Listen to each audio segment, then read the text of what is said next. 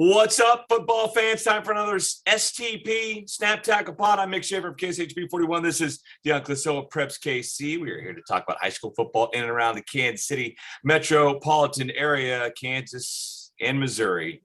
Two states. That's it. No hat this week, Dion. What are we doing? No hat this week. Playoffs. All right. We need playoffs. Got to kind of stay informed, Dion. Yeah, well, we need to stay a little neutral in playoffs. You can. Oh, it's true. You don't want to see him, and it's one of those things that so many coaches, and there's a lot of good guys who are head coaches, and they're playing each other now. And like I'm interviewing for my radio show, it's like, hey, good luck, but good luck to the guy across the way too. And it's a lot of these where these guys know each other so well. They're kind of friends, and it's like they really wish they weren't playing each other at any level. They'd like to meet in the state championship if they could. I mean, it's easier during the state championship week, right? Where most of the time, almost all the time, it's going to be a local team taking on a non-local team. So you just be fanboy and all that stuff. Yeah. So, I mean, we definitely want to get as many, titles back here to the Kansas City Metro. And that's kind of the way that goes there. But this next couple of weeks is brutal. You see guys with good teams and good players, and they're going home, and other teams are playing, and it's just the way it is. And that's the beauty of playoff football. And also it's sad because a lot of these kids are stepping off the field for the last time. Well, a lot of them stepped on the field for the last time last week. Yes. We are down to half the teams in Kansas and Missouri, roughly, in the bigger classes that are left. A couple of maybe surprising wins or some eyebrow-raising wins, but we talked about it. It's kind of the worst week of football. Not kind of, it is every year. So a lot of times that doesn't, lend itself to a lot of those upsets. But I thought on the Kansas side, Olathe South had a good win. Probably not one that you expected over Blue Valley North if you're just kind of like the casual high school football fan. But you and I knew they were good enough to make that a game. And not only did Olathe South beat Blue Valley North, they beat them with the backup quarterback. Their starting quarterback's been out for the past few weeks. Yeah, they did a really good job on defense. And Blue Valley North has, they lost 6 in a row to end the season. And if you told me after week 3 that, they'd lose in overtime after giving up a lead against a Lee Summit North team that is looking really, really, really good at this point. And then you thought at the first loss, like, okay, that's fine.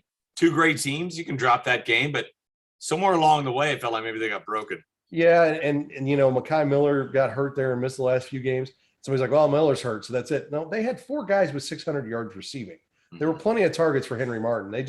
Their running game never developed. Their defense, which was probably a question mark coming in, became a liability probably because they weren't scoring as much, and they had to try and slow people down.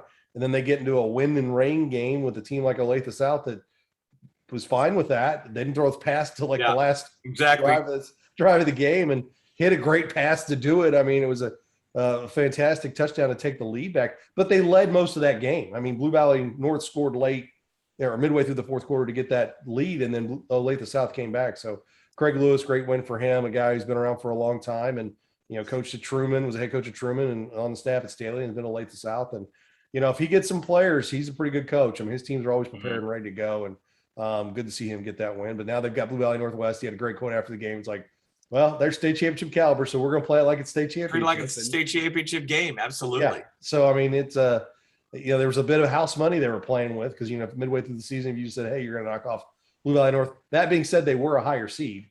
So technically, the 8th seed, yes. Seed-wise, it wasn't that great of an upset, but no, it's a good win for that team, definitely.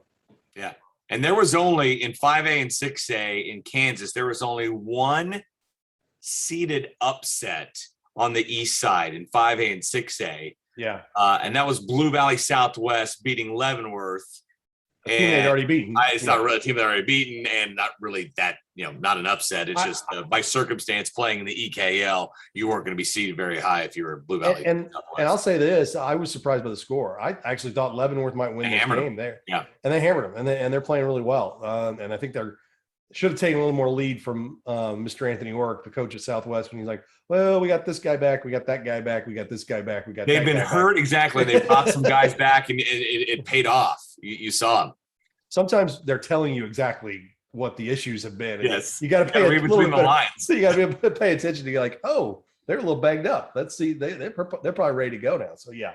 Good win for them. 37-7 over Leavenworth. Hey, hats off to Leavenworth. Great season for them. Eddie McLaughlin, their outstanding quarterback, had a great season. So good things, if Leavenworth can get players, and sometimes it hit or miss with the base there. You know, you get kids moving in and moving out, and that's the kind of thing. If they can get players, Coach Station and his staff do a good job, I think. All right, let's talk about the Missouri side last week. Blue Springs almost pulling off the upset of the year. Yeah. Falling to Liberty North by, a lot of people's accounts, the best team, my account, your account, probably the best team in the Kansas City metro area, falling by 3 to Liberty North. That would have been a colossal upset. Yeah, it had led 3 different times. I mean, they kind of down 3-0, got a touchdown, and they kind of traded the lead back and forth. And I think there's a few factors at play here. One, Blue Springs has talent, probably a little bit better than the talent doesn't match up with their performance and their record. So they came up short in what they probably could have been. And then 2, they made a great play early on. Ike Ezeagu, converted kid who was playing basketball as a sophomore on a standout team a couple years ago, is now an outstanding defensive end / tight end athlete for them. And he takes a screen pass, kind of bats it up in the air like he's rebounding something. You're blocking a shot, takes it back for a pick 6. And that kind of got them going. And the thing about it is, and people forget this all the time, they're still 16 and 17-year-old kids, especially on a team like Liberty North that's a lot of sophomores and juniors. And you could sit there and tell them and get into them all week long and say, hey, this is a team with talent. They're going to look across the line and go, oh, didn't we beat them like 35-7 or 42-7? Yeah, okay, coach. We'll be ready. And then they find themselves in a dogfight. So, yeah, I think that's a good wake-up call. If you're going to have it the first week. Get things, motivated and it's one of those things. You always have that one game, right? On a state championship run, every time it seems like you get that one game in the playoff where we got to find a way to win. It wasn't pretty, right? It's by the skin of your teeth sometimes, but you survive in advance. Well, and in a playoff run, if there's things you're harping on them about and they're not getting and they still win by 3 touchdowns, then you have a hard time fixing it. I remember talking to Coach Appleby at Mill Valley right after they lost that game, and he goes, you never need a loss. He goes, you never want a loss. He said, but when you guys lost to Free State, he goes, all the things we've been telling them that needed to get better, they were like, oh, you make it up? Oh, okay. Oh, I see now what you're saying. Yeah. Coach, no, I hear you. Yeah. Yeah. So, and he said they really fixed those things and it kept going on set. So for Liberty North, it was probably a good eye opener to say the least. Absolutely. I like the battles that parts of the metro area had with the southwest part of Missouri last week. Dion, a couple battles that southwest part won, and a couple battles that the Kansas City area won. You had Ozark, Kickapoo, Joplin and Nixa all playing local teams. Joplin and Nixa getting victories, but then Ray Peck and Lee Summit North able to move on.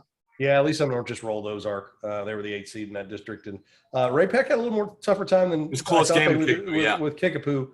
But I think Kickapoo's kind of solid. I don't know if they're spectacular. Nixa and Joplin are good teams. Joplin's lost 2 games. They beat Webb City. They've lost 2 games to Nixa and to Carthage. Carthage is undefeated in Class 5. Nixa's only losses to Carthage. So that little kind of group down there, you throw in Webb City, are all pretty good teams. So Lee Summit did a good job against Joplin, and hopefully – there wasn't, I think there was a solid game. Joplin supposedly was missing some players. So it was one of those things that maybe they weren't at full strength, but Lee Summit went down there and gave them a game. Lee Summit West wasn't really even in the game with Nixa, but I think that's a lot to do with Nixa. So no, you've got good district semifinals in that district with Ray Peck and Lee Summit North this week. It's one of our Remax Big 3 games, and then Nixa and Joplin. So, if Ray Peck pulls the upset, they're heading south, no matter what, as a 4 seed. So, they know that if they're gonna make it back to the semis for a 3rd straight year and really get things going, they're gonna have to be some road warriors over the next couple of weeks. Who's better, Joplin or Nixa, do you think? I think Nixa is. Nixa beat them in the regular season, and they've got an outstanding tailback. And Nixa is a team that gave Ray Peck some issues last year in the district final. That's right. And then and so and beat Lee Summit West last year in the district semi. So. Yeah, they're definitely a good program. We talked a little bit last week. They got a coach that moved up from Mississippi 2 years ago and took a pretty solid team with some good athletes and really kind of got them pointed in the right direction. Because it wasn't that long ago. 6-7 years ago, they were in the Class 5 state championship game. They knocked off Park Hill, albeit after Park Hill lost 3 quarterbacks in a stunning win over Fort Osage, where the Fort Osage kicker missed a chip shot in the quarterfinal game. And then Park Hill had to go play Nixa at Nixa without really a quarterback at all. It's like the year before Billy Maples was a freshman on that team. They were like, yeah, we can't throw a freshman out there. They literally had no quarterback, but that was a pretty good Nixa team. So Nixa had some players, and they continue to have some players. So they're a team to watch. I mean, if you're Lee Summit North and Ray Peck and Joplin, don't be stunned if you're playing against Nixa and Nixa beats you. Absolutely. So the big news coming out of the Missouri side this week is that the Suburban Conferences are splitting into fifths. Yes. I guess now we're going to have five Suburban conferences as opposed to 4. Why that move, and what will we see from it, Dion? Well, essentially, in a football sense, you'll go 5, 6, gold, silver. Now there's a silver. 5, 5, 7. So red, white, and blue. That's the number 5, of that's the number. Teams in each. If you would, there's 28 teams. If they would have gone 4 7s, essentially what you've done is that you created the silver, which has 6 teams. And so your gold, and I may have to look it up, but I know the top 2 off the top of my head. The gold is Blue Springs South, Liberty North, and Ray Peck. And it all goes by school size? And Lee Summit West and school size. And then the next 6 are Liberty, Lee Summit North, Lee Summit, Park Hill South, and Staley. Currently, Staley is the only Class 5 in those two leagues. So that's gold. It goes gold, silver, red, white, blue. Yeah. So now that being said, there is a decent chance that Staley could be Class 6 in football the next cycle, next year. They were really close this year. And if that happens, then those top 2 divisions are all Class 6 schools. That's probably the best way to do it. And then the next one's down is red, white, and blue, and it's a lot of the same teams. The North Kansas City Oak Park, I think, is in. If only there was a website that had it listed, I guess I can look that up. I'm not that dense. Are you? Have you listed it yet? Yeah, we've got it out there yesterday, and got it out there on Tuesday. So your Suburban Red is Fort Osage, North Kansas City, Oak Park, St. Joe Central, and Truman, which is basically what the white or what the red was, moving Fort Osage and Truman up. Your white is Belton, Grain Valley, Platte County, Raytown, and Crispin, which basically moves Platte County up. And then your blue is basically everybody but Platte County, with Excelsior Springs moving in because they're coming back into the conference for the first time since 2007. Yeah. Grandview, Kearney, Raytown South, Ruskin, Smithville, and Winnetonka. Are there 2 more teams they could add to get to 5, 6s, I guess? Yeah, that's a talk. I mean, that's one of those questions that you have to go up to St. Joe or places like that. St. Joe Benton and St. Joe Lafayette. There's still currently 3 high schools in St. Joe. There's talk of closing one of them, and that would maybe they might want to get increase the size of the other 2, and that might bring them in. I don't know how much they're wanting their smaller school to be in with the Suburban Conference. Yeah. People always talk about Harrisonville as a team. That's right. They're not in yet. Yep. The big situation is being able to fill out the 14 sports, all the sports that are in there. Van Horn is an independent school, but they still don't have all the sports. I don't think they have like girls golf and tennis and things like that. And that's even though it was a Class 4 school. So those are 3 schools right there. Whatever the combo is, which I'm assuming it's going to be a combo of Benton and Lafayette, or Lafayette stays, Benton closes, and everything kind of shifts. That's what I've heard. I'm not trying to close Benton on anybody, but that's kind of what I've heard things would be. And then, maybe a Van Horn, a Harrisonville, that would get them to 30. Heck, I mean, down the line. So if you were to add those 3, that would get you to 31. There's talk of a Park Hill new high school in the next 5 to 10 years. Yeah. So there's 32. Lee Summit could be at that point in the next 5 to 10 years. That's 33. Reinvent some colors. Well, you could go to 5 7s. Yeah. If you got the 35. Center, people have talked about Center. And then a Oak Grove or an Odessa. I don't know if they'll ever get big enough for that because they're still going to be Class 3. And I don't know. Blue Springs, I don't think will open a new high school. Probably not in the next 5 to 10, but after that, I mean, and I think Ray Peck, there's also discussion whether Ray Peck would split. So yeah, you could easily get to 35 and have 5 7s. Mm-hmm. There was I heard all kinds of crazy things coming out there. Like they wanted to rank 1 to 28 in every sport and split it into conferences after they ranked them 1 to 28 based on, and I was like, this is talk of people who've never sat through a seeding meeting for a Yeah. basketball. You want to do tournament. that for every sport? It's a nightmare. And I just think that sometimes people overthink things. And so we'll see how this goes. I mean, they've gone to 5. I don't think they're going back to 4 unless, schools start closing or dropping out of the conference. We'll see. I think some people say they like it in terms of football because it opens up the non-con a little more and you're not locked into some teams. I think like the North Kansas cities and people like that probably like it just because they may not have to play up as much with those Class 6 schools being kind of in that gold and silver. And so they'll play against each other a lot more. So no, it'll be interesting to see. And like I said, but it was 2008 when they went from 3 to 4, when Staley came in to make it 25 schools. So it's taken them a little bit of time. When Liberty North came in, they stayed at 25 because Hickman Mills closed. And then they've added Grain Valley and Smithville to get to 27. And now Excelsior Springs comes back in. They left in 2007 and Platte County took their spot. I kind of had to reverse engineer this on Tuesday night because I'm a geek about this kind of stuff. And I had to know when they came in, and by figuring out who came in and who left. That's and like funny. Excelsior going to Excelsior and Platte County coming in 2007 or Excelsior going and Platte County coming in 2007 kept them at 24 because they were 3/8 at the time. And then they brought in Staley, that made it 25. And that's when they went to 4 leagues. And You could write the Wikipedia page for Missouri. There was a guy a few years ago who had written Suburban Conference history books, and he was selling them somewhere, and you could still find it on the web. I have emailed and called, and those are no longer active numbers or emails. He was an older gentleman. I am nervous that he may no longer be with us. Oh no! And then getting the copy of those books would be tough. There's another good source for some of that stuff is the Examiner itself. The late Dick Purr used to keep, probably going back to the 60s, records on every sport for conference records and things like that. That is, I have been told, in a cabinet somewhere, even though they have moved offices in the last year and when they downsized from their current office. So that'd be a good thing to know. Sunflower League, there's some places out on the web that has all that history that you can find. And I've got a couple places those bookmarked. Now, if somebody takes the sites down, I'm screwed. But, the EKL and Sunflower, there's a little bit more out there. And there's a guy, it's called Kansas Football History I just found in the last month. And it's not bad. He's getting stuff out there. And that's a pretty good spot for records and conferences and to go back. And, there used to be, K-Preps goes back to about 2008. But anything that goes back into the 50s on anything is great, just history in that sense. That's one of those things that is fun to talk about. If you had more time, I'd love to, dive into it myself and do some of that stuff. But that's one of those things that takes a lot of time to round up and type in if you're going to put it online.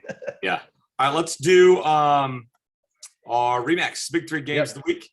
Over on the Kansas side, you have Shawnee Mission Northwest and Olathe West. It's going to be on Spectrum Sports. That's a rematch of a great game where Northwest ran out to a big lead, and Olathe West came all the way back and got them.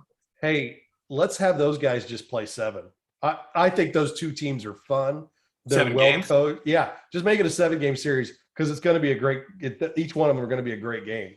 They're just kind of built for what each of them on defense are not good at, the other team is good at. So it's really kind of, they can score and they're fun, and 2 really well-coached teams. TJ O'Neill and his staff do a great job at Olathe West. You see how they've just gotten good right out of the box. And we've seen what Bo Black has done at Shawnee Mission Northwest, where they were like non-existent. And now not only were they good when they had that good group of seniors, those guys went bye-bye. He took his tight end and said, "You're going to play quarterback." And he said, the first game didn't go well. And Blake Reeder, I think his confidence might've been shook a little bit, but all he's done has been fantastic the rest of the season. And so those two teams, I love that game. I'm excited to see highlights from that and see how that goes. Yeah. Olathe North and Olathe Northwest also in Kansas 6A East. Northwest's been odd this year that they'll lose some bottom feeders, but they'll beat some big boys like Olathe North. Yeah, no, I think, they lost the first time around. They beat Olathe West. Also, they beat Olathe West early in the season. That was kind of an eye opener. Yeah. Aaron Hafner has done a great job over there in 4 years at Olathe Northwest.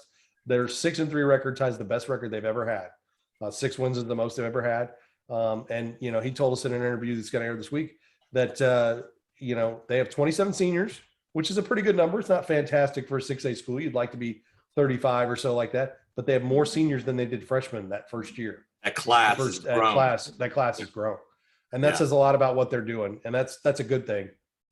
Because I think Olathe Northwest can be, all the Olathes can compete, I think, if things are going well in terms of what they've got going on. So no, it's good to see them.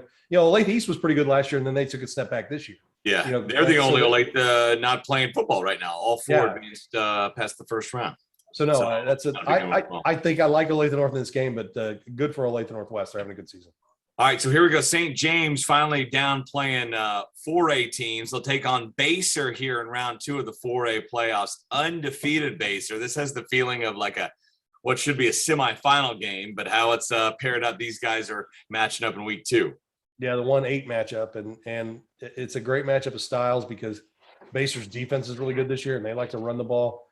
We know that St. James, they run the air raid offense. They get the ball out quick, and they've got receivers, and Jackson House is having a great year. Claiborne and Nissen, their receivers are fantastic. They've got a good sized line.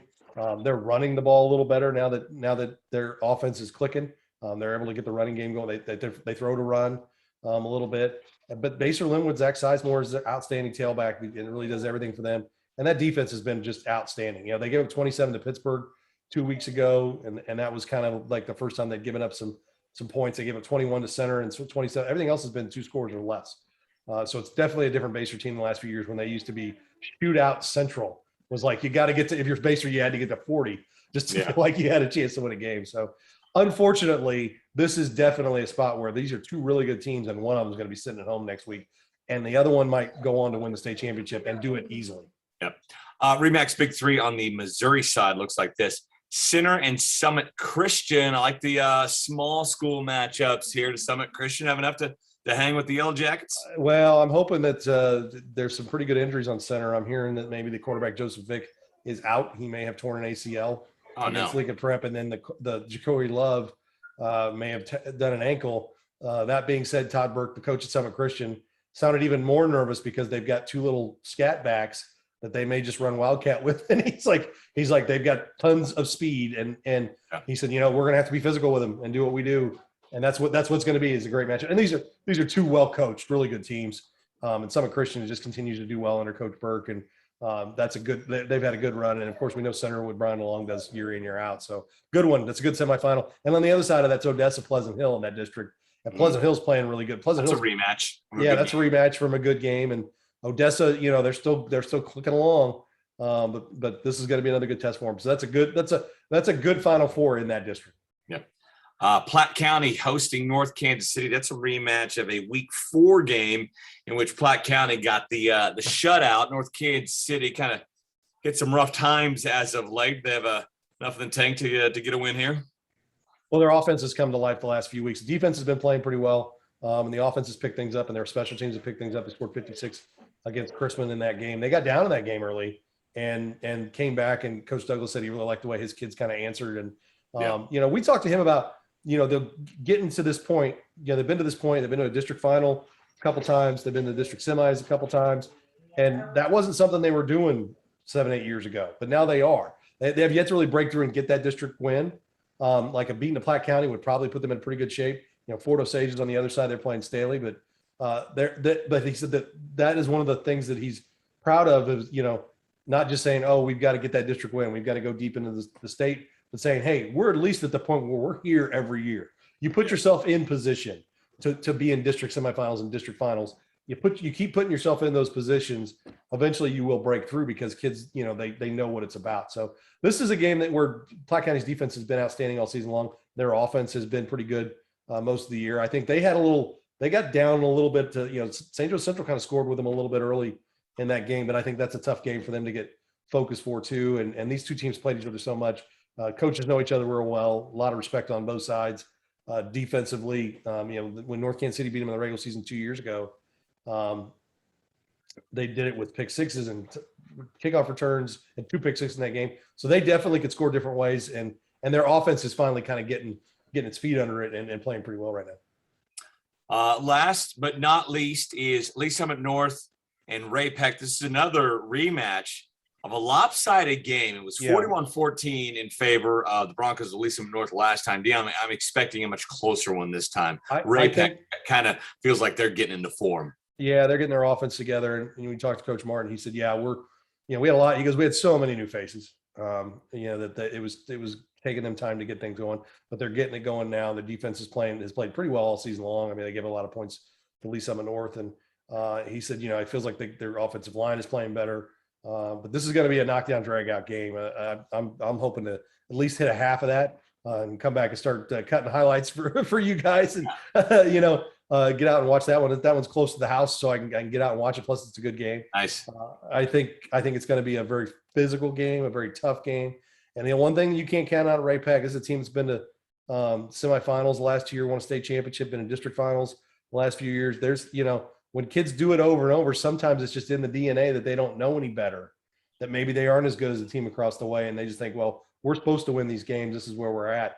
I joke about Blue Spring South softball. Not that we talk about softball in this thing.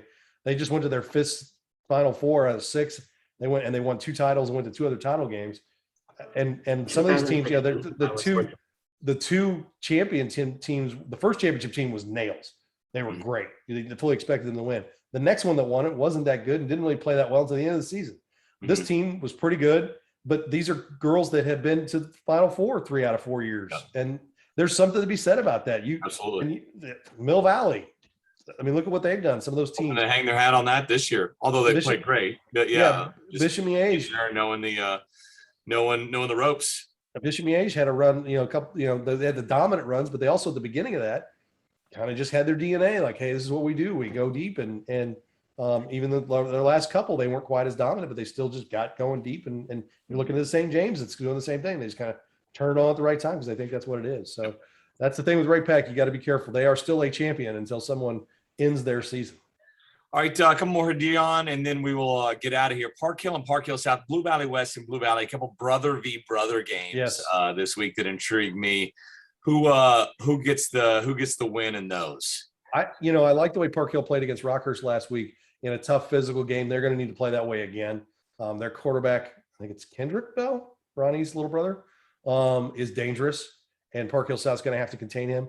That being said, Park Hill South's defense is really pretty good, and they are tough and big and physical. I think they're bigger than Park Hill right now. They're more physical. Also, their running game, Briggs Bartosh got hurt a couple weeks ago. Lewis Odeker has stepped in for them and done a fantastic job. And Nathan Rico, the quarterback, is playing at a high level. And he's got a good Moody Rubin, one of the best players in the city. So they've got their offense is back to doing what they're doing, and I really like the way they're playing. I like Park Hill South in that game, but then to probably get a Liberty North Park Hill South district final. Though I think Liberty's playing well too. So and Liberty North can't come out and play like they did. They can't look past anybody. So because Liberty's pretty good. So I like that. Blue Valley West. It kind of goes back to 3 weeks ago when they played, and then it was a close game. Blue Valley got the win though. In the second half, they kind of went what they call their Rhino package, where they went big, and then Grayson Holbert just ran the ball out of the quarterback spot. 23-17, Blue Valley got the win at West. This one will be at Blue Valley. Yeah, so Blue Valley West is a good football team. People are going to look back and go, "Oh, they only got the second round." You'd be like, "No, you could have put them in a different bracket somewhere." And they came over and pounded Raytown in the non-con. So they're a good football team. Yeah, West was leading that game 17-10 going into the fourth quarter, and then Blue Valley scored the final 13 points. Yeah, and Blue Valley West handled St. Thomas Aquinas, kind of like the last team to beat them. And it's those are good games. That's what you want to see in second round games. Good tough games, and I think there's a lot of them this week, which is great. All right, one last one here. St. Thomas Aquinas goes to Spring Hill. We saw Spring Hill kind of dominate the regular season in Kansas 5A. Then they lost that last game to Eudora. Got the win last week. Aquinas going on the road. Do you think this could be a test for the Saints, or is it just kind of Mill Valley and Aquinas just kind of paving a way for each other once again? I like Spring Hill and what they've done this year. They kind of started taking on water the last few weeks a little bit. I'm hearing, and I haven't lost their quarterback, right? Or quarterback Fletcher Pankey. He's been out. He's been out, and that hurts him. He was a good player. Yeah. And they should feel no shame even if they lose this game. They've had a great season. They're a good football team, and Coach Feeback has done a great job down there. But Aquinas seems like they've kind of got it figured out again. Their line is playing really well. They're getting ahead of teams. They're running their flex bone. Aquinas' problem comes when they get behind. And when they get up on you, they don't have problems. Sure. They run what they want. Sean Carroll's fantastic, and I think Max Ford has played a little bit better for them at the quarterback. And if he can just do a little bit passing the ball, they don't have to pass it much, just enough to just get it off, get the other team kind of backed off just a hair. That makes Sean Carroll almost unstoppable, and their defensive line is so good. So that I think we could be barreling towards a Mill Valley, St. Thomas Aquinas matchup, but they both have some business to take care of before they get there. They do, yeah. There's gonna be games we always talk about. There's gonna be that game in the playoffs that you got to take care of. Well, at least DeSoto's not on the Mill Valley side this time. Right, yeah, but they got to go to Pittsburgh, and Yeah, then, Pittsburgh. but that's a good team. And then, so yeah, there's some teams out there lurking. Although the winner of the Mill Valley St. Thomas Aquinas game has represented Kansas 5A, I believe, the last 6 years. Yeah, I think so. Yeah, from 2015 to maybe 2014. So from 2014 to 2020. But yeah, we'll see. I call it moving week, Dion. Right? Yes. Little golf The term. quarterfinals and the semis are the best. Now you got to get in position. It's like Saturday of a big Masters golf tournament. It's moving day right there. This week is moving week, and a lot of good matches. No doubt about that. I think it's gonna be a good week, and then the next week is really probably maybe the best, close to the best week in football. Yep. Depending on which side, and like the quarterfinal week is really good in Missouri, and it's quarterfinal week next week in Kansas. I think quarterfinals are always the really good ones, but the next couple of weeks are really good. Awesome. Be sure to check it out at PrepsKC.com all night long. Any scores you need, check out Dion's website. I'll have all the scores for you, up-to-date scores, all that stuff. You'll be very impressed. And then check out our Under the Lights show at 10:15, roughly 10:15 on Friday night, as we'll bring you all the highlights that we captured and Dion's crew captured as well. 15 minutes of high school coverage on Friday night. You can't beat it right here on KSHB 41.